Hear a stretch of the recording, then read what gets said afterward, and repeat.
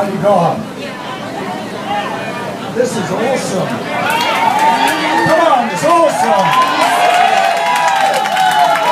It's glorious.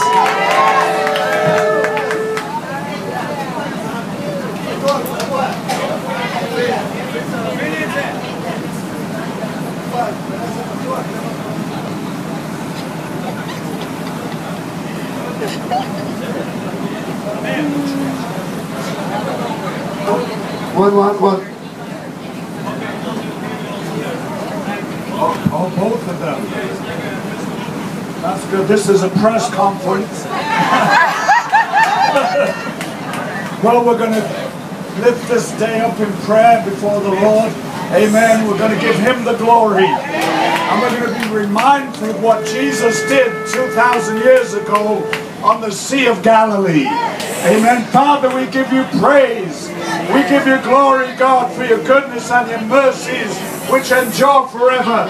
Father, we lift up this day before you, and we ask you to bless it, oh God. Bless our day today. Bless everyone here on the Sea of Galilee. I pray, God, that as you reveal the things Jesus did 2,000 years ago and bring them back to our present day, oh God.